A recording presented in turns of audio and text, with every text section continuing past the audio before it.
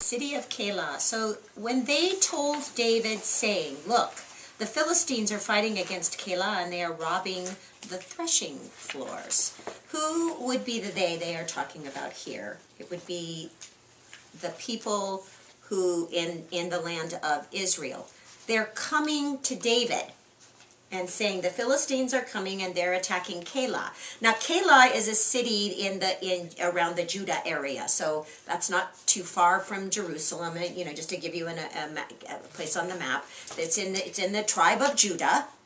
Okay, and so they come to David and they say the Philistines are coming and robbing the threshing floors. What are the threshing floors? Wheat, where they. Okay, so when you harvest and you're bringing in the crop finally with all your good stuff, they're coming and stealing all the stuff that they've grown there. But they come to David. Who should they have gone to? Saul. Saul's the king. Saul's the king.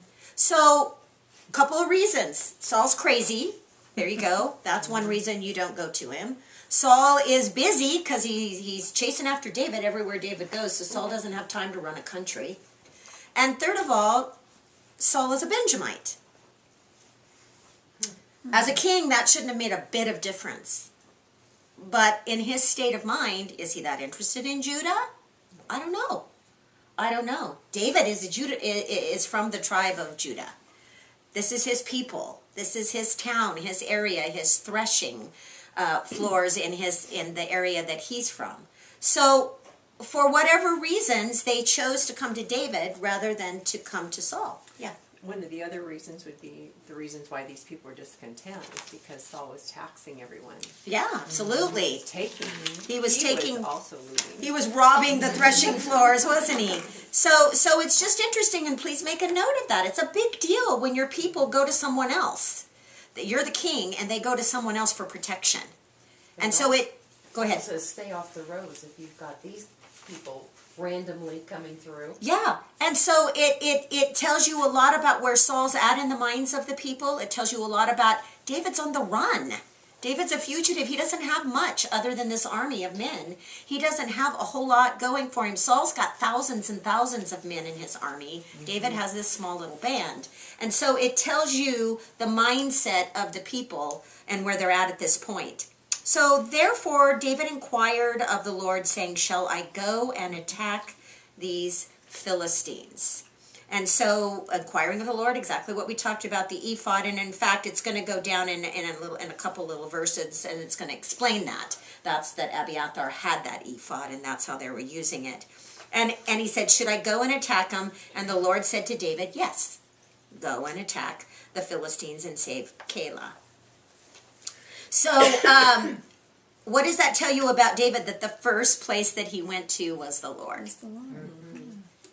He didn't get his men, he didn't gather his men together and say, okay, let's talk about this. So if we do, if we go this way and we bring this, and what did he, that's the normal, that's in our own nature, that's what we do, right? We look at ways at how we can make this happen. But instead, David says, I need to go and inquire of the Lord. So he's strength from God. Absolutely. We're going to see David, boy. God is during these times. He is honing him. He became what was it they say? He developed a heart for the Lord as a shepherd. But David becomes a king in the wilderness, and that's because he has nothing else to depend on or to lean into. Well, I mean, he could have made other choices, but he chooses to lean into the Lord, and so he grows as a king here in the wilderness. And he goes to the Lord, and the Lord says, yes, go and attack the Philistines and save Keilah. And it sounds like it's plural armies, he's again facing impossible odds. Yeah, absolutely. Absolutely. So verse 3, but David's men said to him, who are the men? That's that little band of people we just saw their picture. And keep in mind, this is a raid that we're talking about, not a war. It's not two armies coming together. We're talking about a raid. The Philistines had sent a group in there to raid the threshing floors, and now David is going to go in and raid. They're going to do this. But he said, David's men said to him in verse 3, look, we're afraid here in Judah. How much more if we go to Keilah against the armies of the Philistines? So we're tucked away here where we're at. Now we're going to expose ourselves. We're going to be on the move again, and we're going to go to Keilah. this is really getting tricky. How do you move a band of people? And so they're not advising David that this is a good move for them to do. Verse 4, then David inquired of the Lord once again. He goes back again to the same place and inquires of the Lord through the ephod, and he basically is saying, are you sure, Lord? Affirm this for me. Does God get angry at him for doing this? No. The fact that he's coming to the Lord over and over again, it does not upset the Lord that he's asking for affirmation. I think that's a good thing for us to remember. Mm-hmm. There is nothing in the world wrong with praying for guidance, believing that the Lord is guiding you on something, and continuing to say, am I doing this correctly, Lord? Have I heard you correctly? Is this what you desire for me to do? And that's a really good thing, because ultimately none of us want to be outside of the will of God, right? Mm-hmm. So we want to do everything humanly possible to make sure we are in the will of God. And while David has these men under his responsibility and their lives are in his hands, it would not be surprising that he is affirming God in this. And he cared about what they thought too. He took did. that into consideration instead of just Good going point. out there and. That's a good point. He did listen, didn't he? Mm-hmm. He listened to their concerns. Yeah, Saul would have probably killed him. But yeah, exactly. So that's a really good point. So in verse 4, David inquired of the Lord once again, and the Lord answered him and said, "Arise, go down to Keilah." Now here comes the promise that we don't see mentioned the first time around. This is the promise: "For I will deliver the Philistines into your hand." You will win this battle, David. And so David and his men went to Keilah, and they fought with the Philistines, and they struck them with a mighty blow and took away their livestock. So David saved the inhabitants of Keilah. All right, so good little story. He goes down there. They fight the Philistines, strike them with a mighty blow, steal all the livestock that the Philistines have with them, bring all that back. They get a little booty, they bring that back with them. And so they saved the inhabitants of Keilah. Remember that, because we're going to see some ungrateful attitude pop up among these inhabitants of Keilah. So keep in your mind what David has just done. What has he done? Kept the chickens. He kept the chickens. But he also has risked his life, right? Yes. He's risked his life and his men's life to go down and save the inhabitants of Keilah. So would these Philistines are Saul's people? No, the Philistines are the enemy of Israel. They are not Jews. They are not Israelites. They're an enemy that actually Saul has fought. They're everybody. They're a current enemy of the people. Okay. And so they're the mean guys that set up here. And so Saul has fought them. David has fought them. They are a thorn in the flesh. And you're the only one with weapons. They have weaponry because they forge iron at a time when that was not a well-known thing. And so they're very strong. Their people are big. That's where Goliath the giant comes from. And so they're a common enemy and will continue to be an enemy, but they are not Saul's people at all. Okay. All right. So he takes them away. And so in verse 6, this is an explanation. It feels weird to us because it's a little bit out of place. It says, "Now it happened when Abiathar, the son of Ahimelech, fled to David at Keilah, that he went down there with an ephod in his hand." So it's just telling you that's how he could inquire of him, because he had that ephod in his hand. And then Saul was told that David had gone to Keilah. And so Saul said, "God has delivered him into my hand, for he has shut himself in by entering a town that has bars and gates." So isn't it interesting that Saul is hearing the news of what has just happened, and rather than saying, "David has saved my people. He has conquered the Philistines. My people have food. He saved them from the raiding Philistines." His first thing is, "Now I got him. I've got David now right where I want him." He's put himself in a... The choice, says God did this. Yeah, he says he's put him in a place where there are bars and gates and David can't get away. And then, just as Jane said, he says, "God has delivered him into my hands." Can there be two people at this point more on opposite sides of the thing? Because God has delivered David in this victory of the Philistines. Has delivered the inhabitants of Keilah. God did that, spoke it. promised it and accomplished it. And over here on the opposite side of the spectrum, David is going, the reason God did that is so that I could go get David. Wrong God. Again, yeah. Again, though, put yourself into how far down Saul has fallen. But and Saul knew God had left him earlier. Well, he's fighting that all the way, isn't he? Yeah. Well, yeah, but I mean, he was told that long time ago. Absolutely, but never believe it. He was also told that David was going to be the king. He doesn't believe it. I mean, not that he doesn't believe it. He's fighting it. He's trying to make it not happen. He's fighting what is the inevitable. He's fighting it. Exactly. And so Saul is very excited about doing this. Not excited that the inhabitants are free, but excited about this. So in verse 8, Saul called all the people together for a war. So now you're looking at a much bigger battle to go down to Keilah to besiege David and his men. So he's calling the people of Israel together for a war, not against the Ammonites, not against the Edomites, not against the Philistines, not against the Moabites, not against any of these people who have traditionally in the past been enemies of Israel. He's calling them to war against David. David. David. He's calling them to war against David. And he wants this war to occur in this city that David has just released, Keilah. It All right. sounds like David's men suspected this could happen. Well, they certainly were giving him advice. We're a little nervous about what could happen. Whether they knew this was going to happen, they knew there was a possibility something Yeah. could have certainly put them into danger. So in verse 9, when David knew that Saul plotted evil against him, he said to Abiathar the priest, "Bring the ephod here."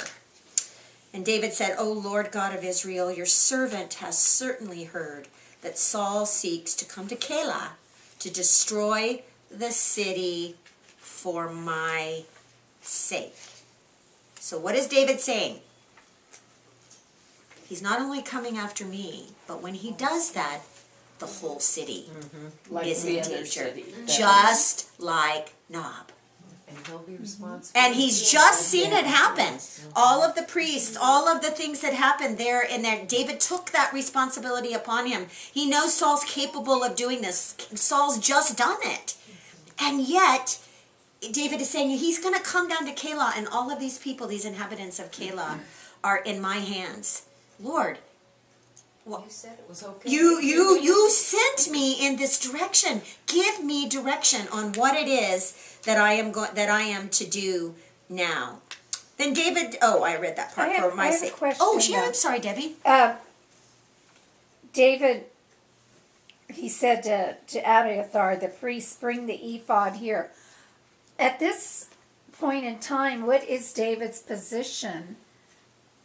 And the fact, Well, Abiathar has left when all the priests were killed and found David, right?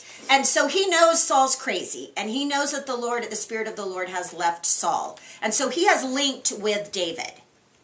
And so David is the commander in chief as far as he is concerned. He's certainly not going to go back to Saul. okay. So there's this point of confusion where David is not yet king in the traditional sense, even though he Right, was but- anointed years ago. But we're talking about the ephod, and isn't that not something that the priests do? So for David to even step into that position No, Abiathar's and not. order, No, he's not, I'm sorry, I didn't understand your question correctly. David isn't wearing the ephod. well, not wearing it, but even the fact that he ordered. He can Bring inquire it. the priest for him. Oh, David certainly can do I that. know, she has, you have the impression that only the king can ask him.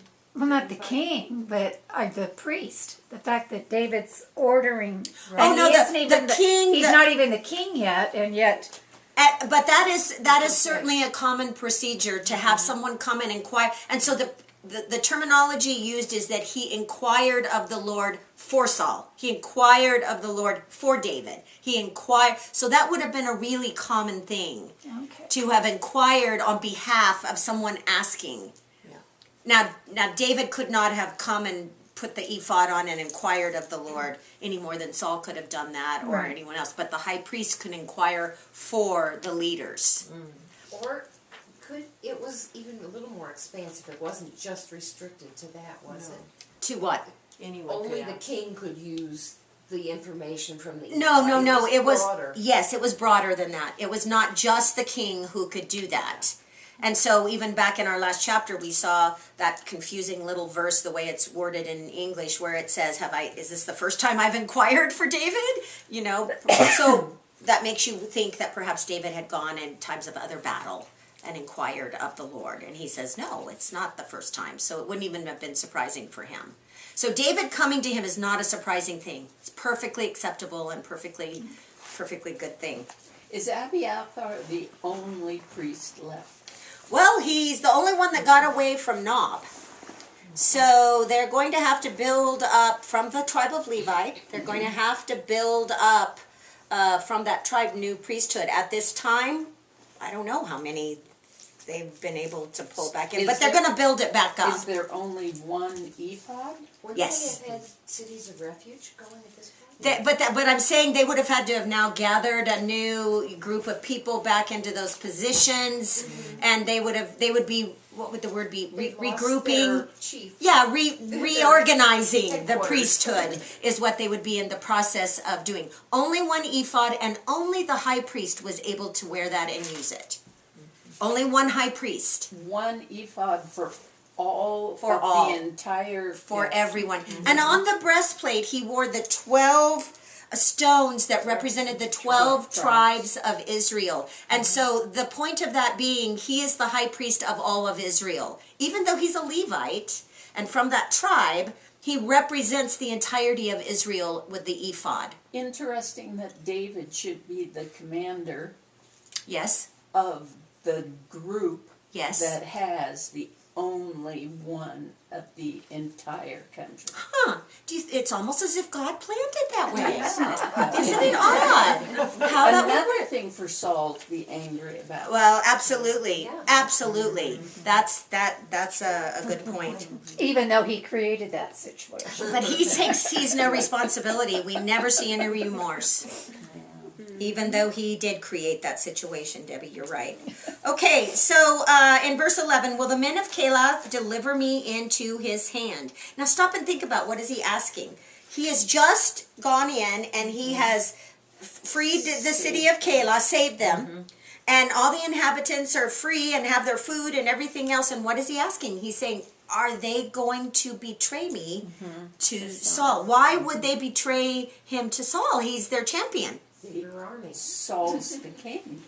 Because Saul, what did Saul just do?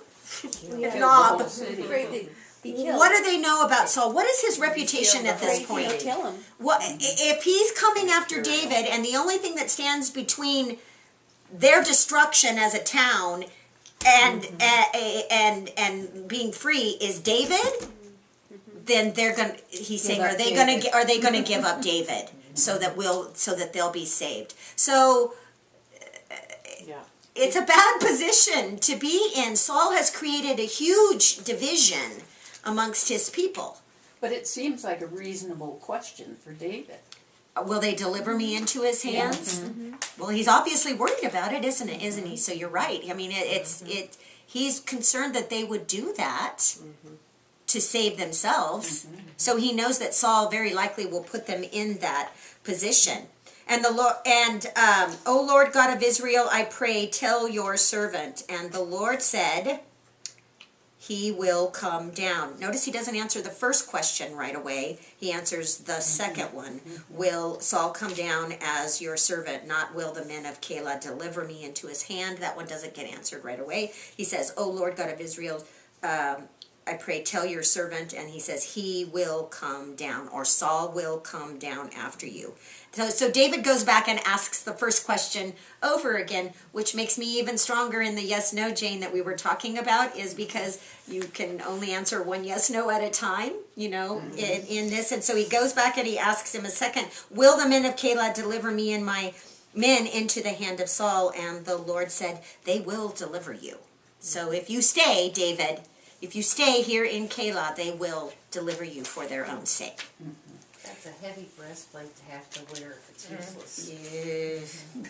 And so David and his men, about 600. So now we see there's been a little increase, right? Gone from 400 to 600 men who have come around David. Arose and departed from Keilah because they recognize now that they're saving the city by leaving and putting themselves out of danger, and went wherever they could go. Then it was told Saul that David had escaped from Keilah, so he halted the expedition. So it worked out well for Keilah. They ended up, whew, okay, that's over with. And David is now left with 600 men. Envision that. What does it take to travel with 600 men? This is a group. This is a big group of 600 people men on foot. that are moving around. And so as soon as Saul knows that David is gone, he stops. He halts the expedition. So once again, the Lord has stepped in and provisionally taken care of the problem. We see that many But times. I wonder if Keilah had supported David and hidden him, would they have been blessed much more? Oh, who knows? You know, wonder. who knows what would have happened? But It's the right God's thing to do if you. yeah. Certainly God knew what they were going to do when he answered him, but yeah, you can't imagine if they'd gone the other way, what could have been there. All right, so let's see what David does now that they're going wherever they could go. So David stayed in strongholds in the wilderness. That just means places where you could be safe in various ways, and remained in the mountains of the wilderness of Ziph. Saul sought him every day, but God did not deliver him into his hand. So if you look on the little map that's included in your packet that I gave you today, you'll see that some of these places that we're going to talk about are on here. I think you have better maps actually from the introduction packet, but use this for today if you want, or when you're this week, when you're studying it, it gives you an idea of the distance. We're not talking about huge distances here. This is reasonably close areas, but he's on the run. So my question to you from verse 14 is this. If Saul is seeking David every day, who's taking care of the country? Who's running the nation of Israel? Is it Jonathan, maybe? Yeah. Is it, you know, does he have trusted men in charge? The point being, it's not Saul. Saul has now been consumed with this revenge against David to the point where he no longer is taking care of any of the business that as a king he should do. His interest is not the nation of Israel. His interest is not being a good king for his people. Everything that he's doing is what? Self-interest. Revenge against David. And so David's in a nice little campsite, hiding out, and this guy has to be in the wilderness trying to supply food for all of his men people. and keep running and moving. But Day- God so- was with him. Yeah, absolutely. Oh, absolutely God's with him. There's no doubt about that, but it just, you know, and God is using this time for David, like we said, in a mighty way. But it certainly shows Saul in such a negative light, and there's this understanding of why God knew all along that having a king like that would never be good. But he's got to be uncomfortable, Saul, with Saul? all of his men out there in the wilderness, you know, having to move all the time. Yeah, I'm assuming He's that putting doesn't even natural cross lot of his misery. mind. No. He's so consumed with revenge Right. that's all he can focus. Nothing to be revengeful about either. Right, exactly. So verse 15, so David saw that Saul had come out to seek his life, and David was in the wilderness of Ziph in a forest. Then Jonathan, Saul's son, arose and went to David in the woods and strengthened his hand in God. All right, so here we see our little sweet Jonathan that we all like so well. And he comes out knowing that David is in the wilderness. Is he putting himself in some danger? Yeah, sure. Oh, yeah. Because Dad. his dad's out Dad's there. gonna find out. If it's If just he finding does. out. Or his dad's going to throw a spear at him. He's done that Yeah. before. He's tried to Or, kill him. you know, no telling. But he definitely is putting himself in danger. When it says here that he strengthened his hand in God, what does that make you think of? How would you in your own words phrase that? Reminded him of God. Yeah, just supported His him love and and encouraged him. Strength. Yeah. Anyone I else? had a friend whose husband was really, really sick, and she was depressed. So she called a good friend. She said, "Just tell me everything you know about God. Don't even stop talking. Just tell me everything you know about God." And the woman just started saying, "He cares about us," and she just kept rattling on and on and on. Yeah. And finally, she said, "Now I'm okay."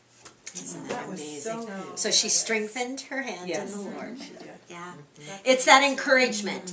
It's what we're going to see in a few verses that we can kind of get an inkling of some of the things they may have talked about. But Jonathan said what David needed to hear at one of the weakest moments of his life. And have we not talked about multiple times? Was that not Jonathan's role? He stood beside David when David needed someone. He stood beside David and gave David what he needed in order to proceed and to move forward. Even at a risk to himself, at a high cost to himself, Jonathan was always the man, the wind beneath the wings of David, always supporting him in every way that he needed to be. And so he goes out into the wilderness and he gives him encouragement. What did I have here? Oh, all right. And he said, then he said to him, do not fear, David, for the hand of Saul my father shall not find you. You shall be king over Israel, and I shall be next to you. Even my father Saul knows this. So here we know some of the things that he talked to him about. David, you're immortal until God's plans and purposes for you are finished. Saul's not gonna be successful in taking you. David, you're gonna be the next king of Israel. And these are words spoken of by the crown prince, whose job it was to be the next king of Israel. And he says, you're gonna be the next king of Israel. And David, I'm gonna be right there beside you. Even Saul knows all of this. And maybe in moments of clarity, Saul and Jonathan saw that in his dad. I don't know. But he spoke to David, gave David the very words. Nothing new. David knew these things, but Jonathan strengthened him. Okay, Jonathan. Thank you. I can go forward. I love that. And do that. So the two of them made a covenant before the Lord. Now, this isn't a new covenant. This is a renewal of the old covenant. There's nothing wrong with the old covenant. They're just, once again, strengthening that covenant. And we've talked about it almost every time they get together, right? Do they not speak to each other words of encouragement and support and say, I love you and I'm going to take care of your family and we're going to be supportive of one another. And they continue to do that. And they made that renewal of the covenant before the Lord. And David stayed in the woods, and Jonathan went to his own house. So David didn't go with him, of course. That would have been far too dangerous. And Jonathan didn't stay in the woods because that would not have been his place. And David and Jonathan will never see each other on earth again. This is their last time to be together on earth. And so Jonathan doesn't see that. Jonathan believes that, and I'm sure David doesn't know that. I just started to say They that don't know that They don't yet. know that yet. The plans of God haven't unfolded in their lives. But it tells you those last moments that they had together were love and support and encouragement in the Lord, that both of them speak from a place of love for God. And hopeful for a bright future. And hopeful for a bright future, where David is going to step into the position God has anointed him in. And Jonathan submits to David in a way that Saul never could. Jonathan humbles his heart and submits to David in that way. And I think that it, I don't know. To me, it just... if that's the last time you're going to see your best friend, wow, what a gift that is. That it's not in a battle where one of you is dying and you have to watch it. It's not in a horrible position, and you can think of a million different scenarios that would have been tragic. But God gives them this moment of joy and love and encouragement and support. and looking forward and all of that. And when they leave and David and Jonathan goes to his own house, back to his family, and David goes to the wood, they move forward. And you know what? They're going to see each other again in heaven. And they're going to have those moments, and that love is going to be just as strong as it ever was. But the story of David and Jonathan, I think, sometimes gets so overlooked. You don't hear a lot of teaching necessarily, or a lot of emphasis, let's put it that way, on the David-Jonathan story. I think it is a remarkable, beautiful story that should be an encouragement for all of us, that God did not leave David alone in his times of weakness. He gave him the perfect man. 18. So the two of them made a covenant before the Lord. 19. Then the Ziphites come up to Saul at Gibeah, saying, "Is David not hiding with us in strongholds in the woods, in the hills of Ahiklah?" Allah? Say it again, Jane. That's a hard H. Hachlah? Hachlah, you think? Elah. Which is in the south of Jeshimon. So the Ziphites are another little group of people. The difference between the Ziphites and the inhabitants of Keilah is that the inhabitants of Keilah would have only given David up in order to save their town. That was the purpose for that. The Ziphites are literally seeking Saul out and saying, "Hey, we've got David. He's over here. Let us give him to you." So this is a far deeper betrayal to David from the Ziphites than it was when the inhabitants of Keilah would have done it for their own good. That's why they're at the end of the alphabet. That's why they're at the bottom of the barrel. So they come to Saul. Saul's back in Gibeah. That's his hometown, you know. And so they're telling him, he's probably sitting back under that, what was it, tamarack tree? Yeah, with a spear in his hand, plotting little enemies. So the Ziphites also come from the area of Judah. So this is a deep betrayal of David. Verse 20, "Now therefore, O king, come down, according to all the desire of your soul to come down, and our part shall be to deliver him into your hands," or into the king's hand. That's a pretty deep betrayal. Come on down and we'll hand him over to you. And Saul said, "Oh, blessed are you of the Lord, for you have compassion on me."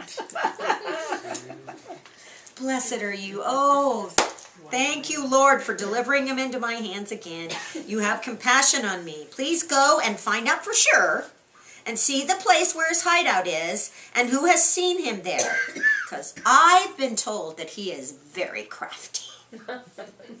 Is David crafty? David is protected. He's protected. He's got God leading him all of the way. Any crafting of this that you would adhere to David comes from God protecting him and directing him in the way that it is. So he's telling him, go back and check one more time. Make sure you know exactly where he is. In your packet, I included, well, you know what? This is actually in Getty. I'm sorry, forgive me. Don't go to your packet yet. We'll get to it in a couple verses. Otherwise, I'm going to throw you off. I'm sorry. So, go out and find out where he is in verse 23. He says, "See therefore and take knowledge of all the lurking places where he hides." Oh, that's a nasty word, lurking. David lurks around. "And come back to me with certainty, and then I will go with you. And it shall be, if he's in the land, that I will search for him throughout all the clans of Judah."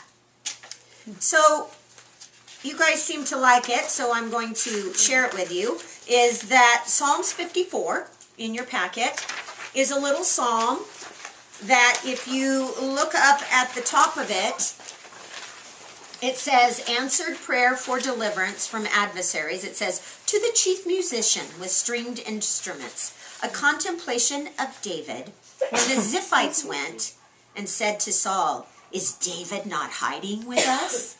So that very verse that we just read, this is what is written by David at that time. So 54 says, "Save me, O God, by your name, and vindicate me by your strength. Hear my prayer, O God. Give ear to the words of my mouth. For strangers have risen up against me, and oppressors have sought after my life. They have not set God before them. Selah. Behold, God is my helper, the Lord who is with those who uphold my life. He will repay my enemies for their evil.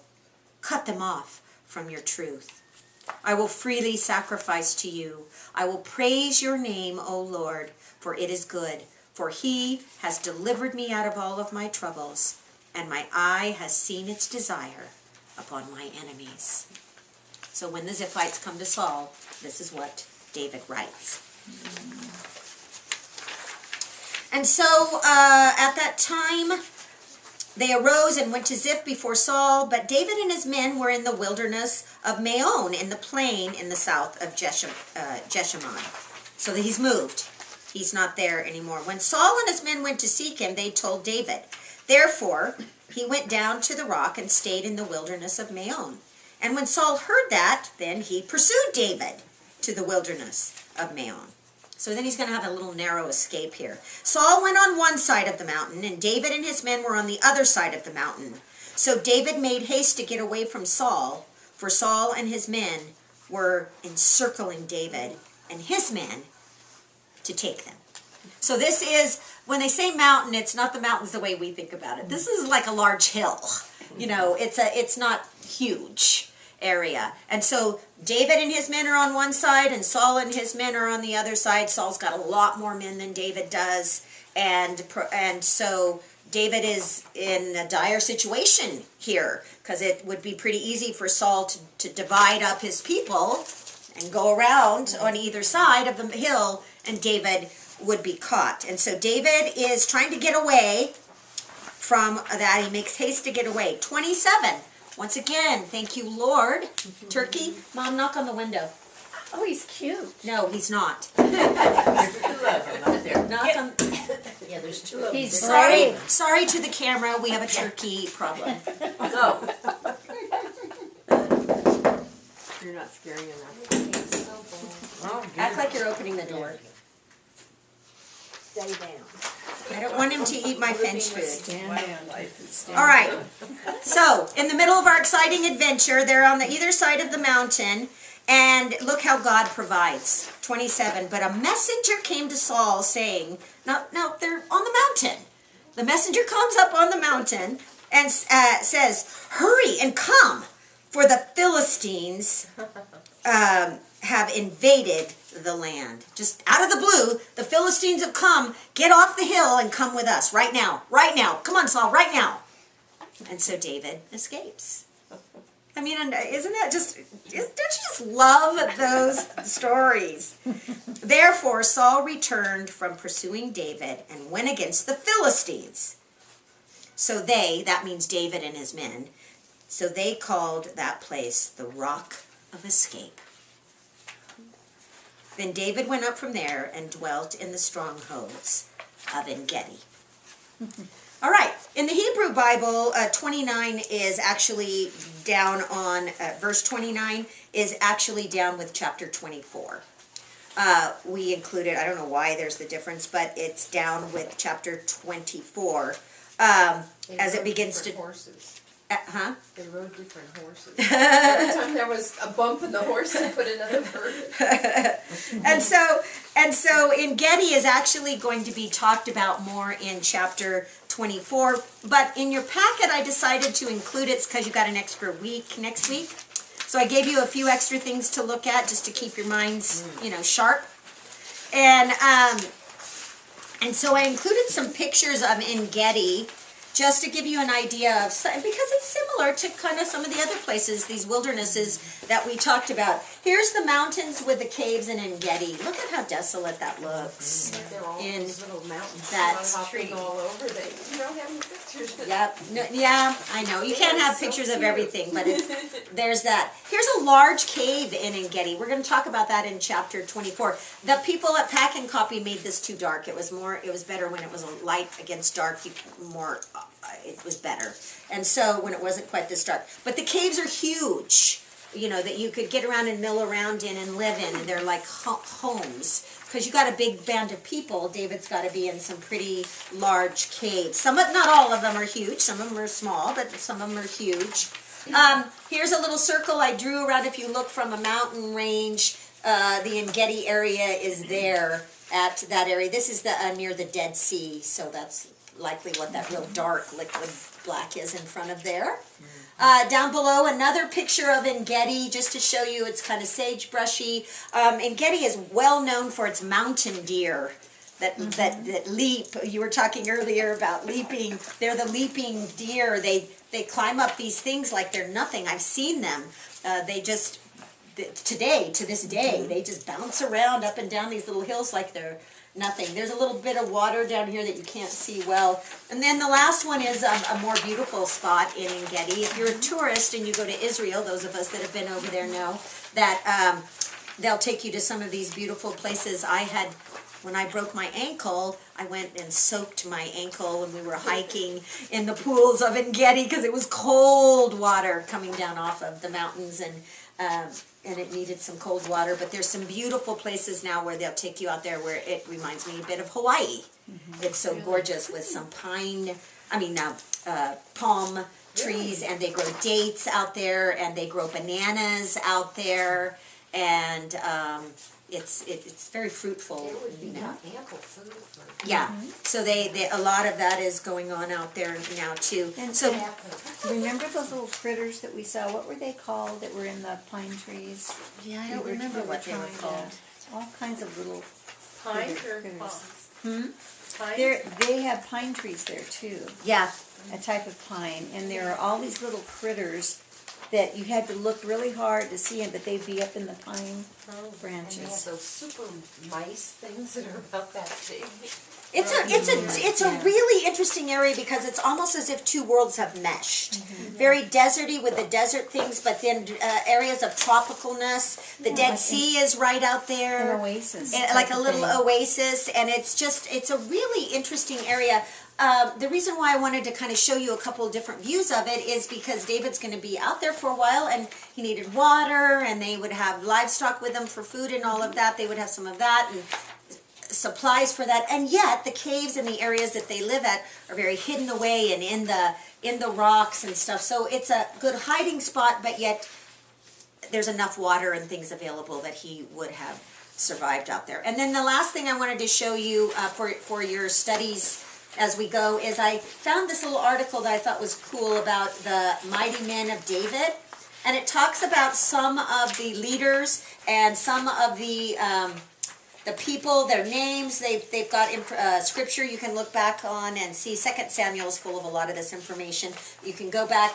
Talks about all of their names, what they had done. So you'll get to know just a little bit more about these men that are traveling with David. We likely won't go over much of that, but I wanted you to have that information for your own use, along with Chronicles, which talks about these very men, so that you can have a little background study on that. Any questions before we close out?